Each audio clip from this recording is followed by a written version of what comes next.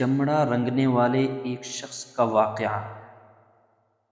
ایک چمڑے کا کام کرنے والا شخص ایک دن بازار سے گزر رہا تھا کہ اچانک خوشبو والوں کے بازار میں پہنچ گیا، اور یہ عطر فروشوں کی دکان کی خوشبو کو برداشت نہ کر سکا،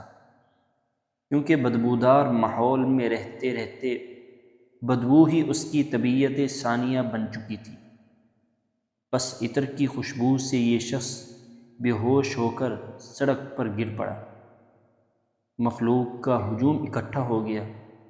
کوئی وظیفہ پڑھ کر دم کر رہا ہے، کوئی اس پر گلاب کا پانی چھڑک رہا ہے، کوئی ہاتھ پاؤں کی ہتھیلی اور تلوؤں کی مالش کر رہا ہے، کوئی اعلیٰ قسم کے عطر سنگھا رہا ہے۔ لیکن ان تدابیر سے بجائے افاقہ ہونے کے بے ہوشی اور بڑھتی جا رہی تھی۔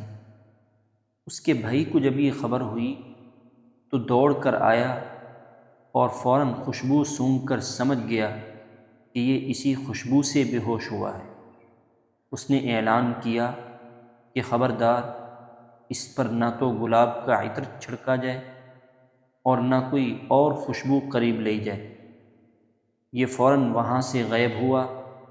اور کتے کا پیخانہ آستین میں چھپا کر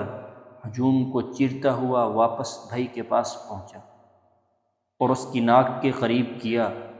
تو اس کی بدبو سے فوراً اسے ہوش آ گیا۔ مخلوق حیران رہ گئی